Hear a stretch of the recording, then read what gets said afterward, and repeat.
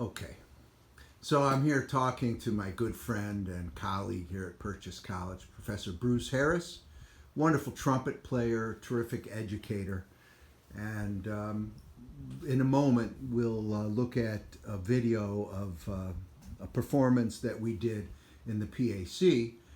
But before that, I just wanted to kind of talk to Professor Harris and get an idea from him. He actually went to school here at Purchase a few years ago. And he was here right around when I started teaching here, as I recall. And it was always such a pleasure to see him. I have to say, like most of the terrific graduates here, he already sounded good when we met him. You know, I mean, you could tell there was something very special going on when we first met him. And it was such a pleasure to watch him, you know, develop and all that. And now I'm just proud and honored to call him a colleague. So, Bruce, why don't you just give us a little something about maybe your background, what brought you to Purchase in the first place, and how maybe the environment helped you.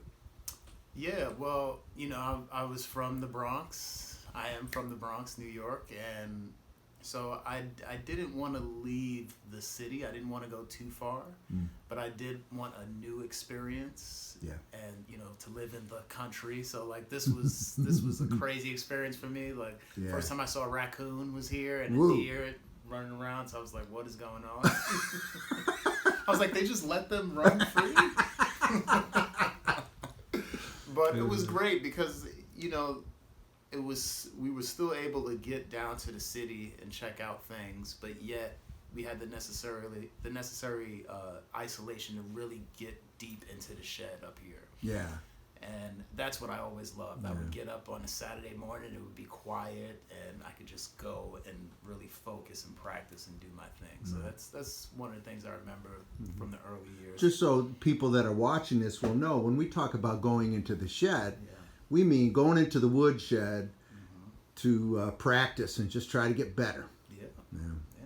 You know, it's hard to do when you're in a big city. You know, there's like FOMO. You just like, oh, maybe I should be at this place. Maybe I should be at this place. You know, but here you can actually isolate. You don't want to do that too much, but you can get, you know, you can really get some things together. Yeah, when it's time to have that alone time, practicing, it's valuable and it's essential. It really is. You know. Yeah, and so now you're on the faculty. Yeah. Crazy. Yeah, but man, it's great. It was just a matter of time anyways. So tell me, what's that like? You know, having gone to school here, I'm sure you learned a ton of stuff, but sometimes we also learn what not to do, you know, in our lives.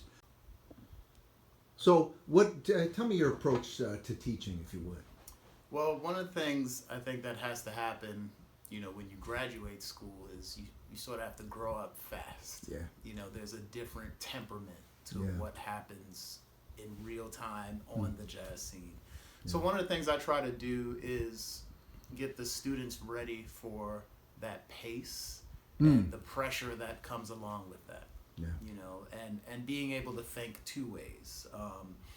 You know, academically, you know, you have a plan of things you want to do, things you want to practice, but what do you do when you have to just make it happen on the fly? Yeah.